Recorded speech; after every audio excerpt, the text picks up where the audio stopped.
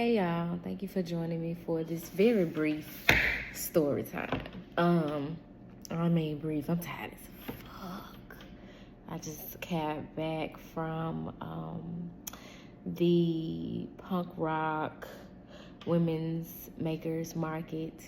Shout out to everybody whom I was blessed to interact with tonight. Shout out to all my LGBTQIA plus community. As an ally, I do not take it for granted being accepted in those spaces. I do not take it for granted building trust and kinship and community with you all. And I had the opportunity to connect with quite a few of you tonight. Mama tired. I'm tired as fuck, but I did have a little internal dialogue on the ride home that I wanted to share with the collective about my experience tonight, because I met a young man. Hell, we might be the same age, I don't know, but a brother tonight, and he got a reading from me after, I'm not sure if she was his girlfriend or just his friend. But she got a reading, and then he said that he was skeptical, but that he was gonna get one. And so they came back after her reading. He came and got a reading. And child, I don't even remember what his reading was about. It was something to where he needed to be patient. He's excited, anxious even, about something that he wants to come to fruition and how he wants it. And it's something relative to like how he feels about something or someone, right? But the message that was coming through me to him was that he needed to be patient, and that the scenario, the details of how he would like to see things play out will in a year's timing. Like, he's gonna look back in a year's timing and be like, damn, that really did. Like, in reflection, he's gonna look back in a year's time and be like, damn, that really did work out. And I wanted to share that with y'all because the other cards that came out were don't stop. It's not that what he's investing in, what he wants, is not a good investment or worth his time and energy, but it's that he needs to take his time with it. And as I was saying this to him, he wasn't really like reacting to the message, right? But when he did speak, he confirmed everything that I was saying. He was like, that you're so on point, it's crazy. He was like, just last night I came to realize just how much I want this something and how I want it. And I am very much the type of person, I want it this way, I want it now. I want that instant gratification, that instant manifestation. I want it this way now. And what you're telling me, pretty much he was saying, is a healthier approach, because I know that I'm not the most patient person. That is something that the collective really needs to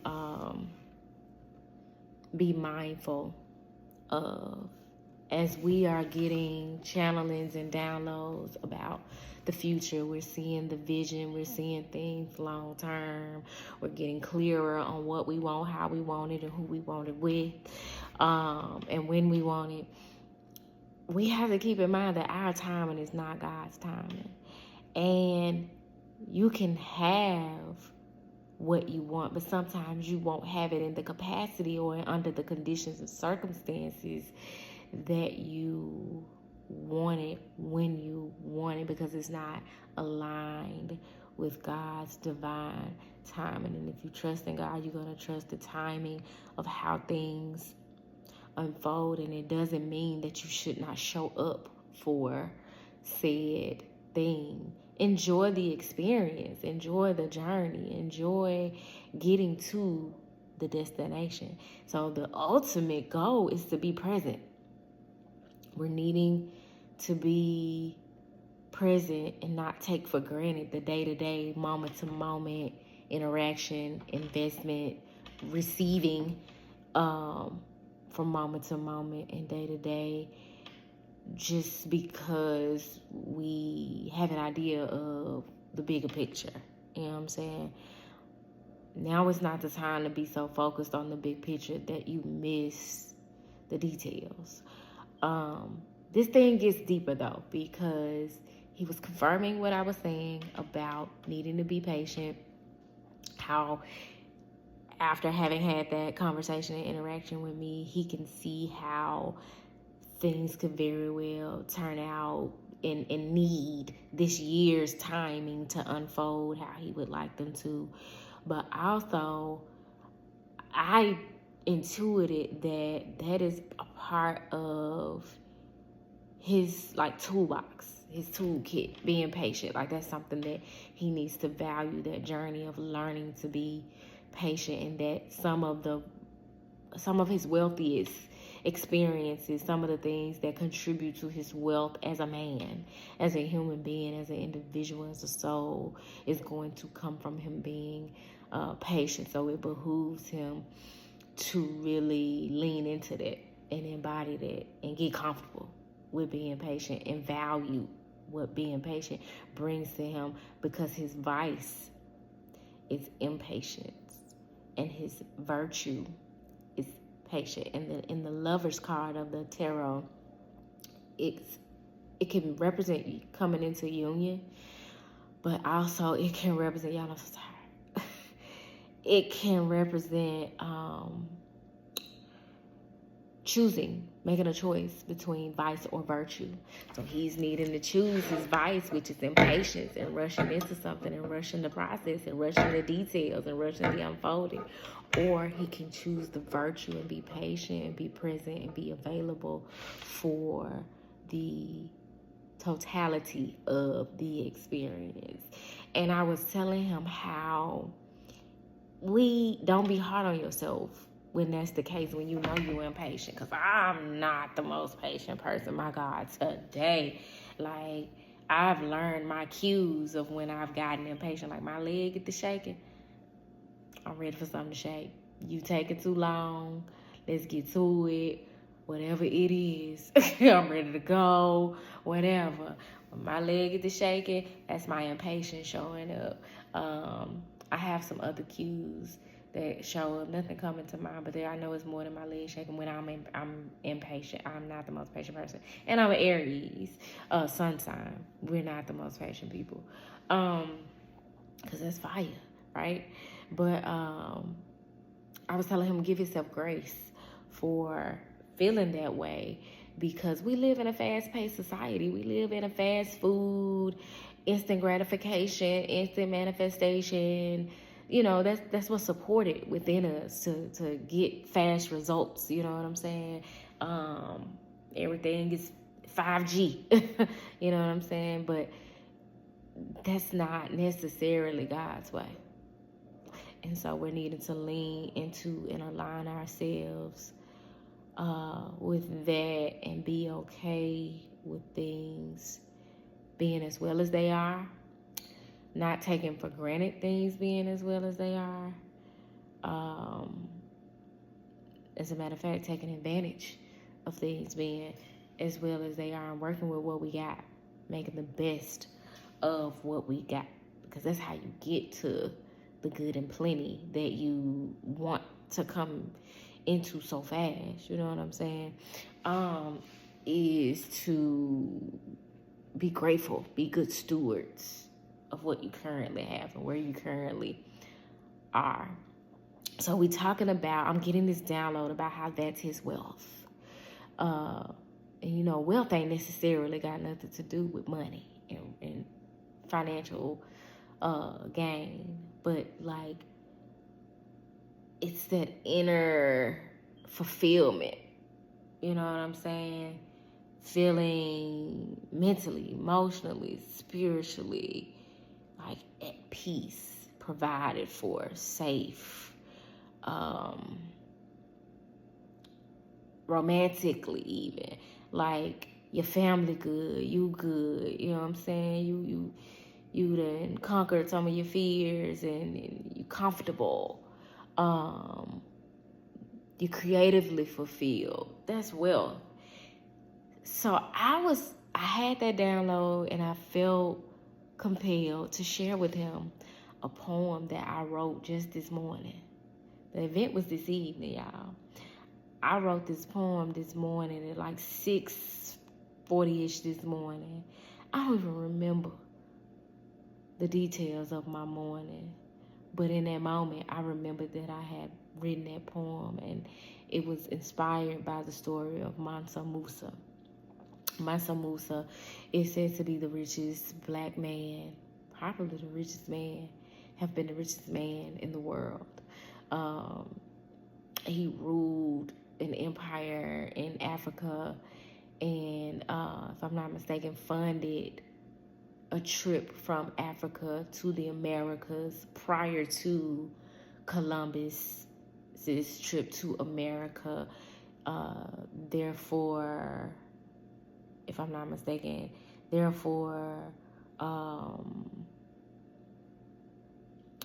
explaining why African artifacts were found in America predating Columbus, lying thieving ass. But Mansa Musa is synonymous with wealth, being rich, he's said to be responsible for how much value gold holds. It's another something specific to gold I wanted to share with y'all, but I don't have the book with me right now, and I don't feel like going to get it. It's this book I'm reading, Divine Healing Hands, and they have like an acronym for gold that I wanted to share. So we'll circle back to that some other time. But yeah, Mansa Musa, I wrote a poem about how I had a man in mind, like masculine energy in mind, but how your wealth can be tied to the legacy that you build and the comfort that you create for others and yourself, and not be the measure of success for other people. You know what I'm saying? Your attributes, your humor, your ability to be flexible, all of that can be considered wealth if you value it. It's a matter of what you value. And I had wrote the poem in my phone. I jotted it down in my notes. And I wasn't through. It didn't feel complete to me, but I got out what was in my spirit. And in that moment when it dawned on me that the conversation we was having was really relative to the poem, I shared it with him. Y'all, I don't share my poetry. Like I have on years, many moons ago, I participated in a poetry group on Facebook. That's how long ago it's been, because I ain't had a Facebook page in forever. But a couple of my friends were in that group, and I would post some of my poetry, but like reciting my poetry. My most recent ex, we would share poetry with each other. So I've shared poetry with him, but like that's probably it. Like I really covet my poetry and have since like a teen. But in that moment, I shared this unfinished, unperfected poem with him. And we gotta be like that, especially as we're divinely led. We gotta be willing to share our unperfected self, our unperfected creative gifts and talents. You know what I'm saying? And it may be imperfect to us, but perfect to them, to the person who's receiving it, and understand that. And this is something I'm learning from just the very beginnings of reading this Divine Healing Hands book, is that I said I wasn't gonna be long. I talk too goddamn much. It's almost 15 minutes. But in the Divine Healing Hands book, it talks about being a universal servant and being of service to others and of service to God and of service to all these many facets of living.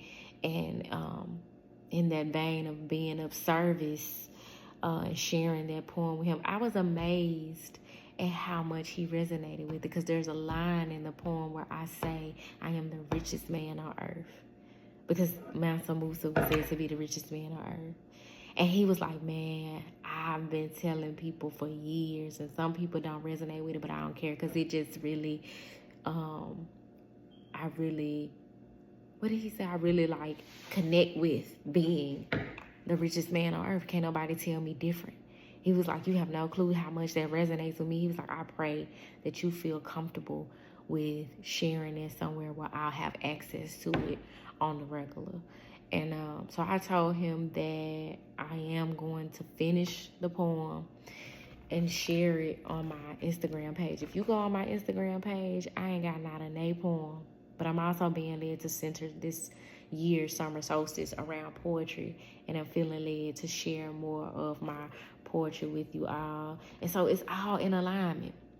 And if you allow your fears, you allow your ego, you allow the fact that the product is unfinished and you ain't where you want to be, and all of that to stop you from being involved, from showing up, from being present, from participating in this dance of life, then you're like the missing puzzle piece. You know what I'm saying? There are certain connections that won't be made because you're not showing up, because you're worried about the perfection. You're worried about the lack of what you perceive to be lack, when actually you're quite abundant.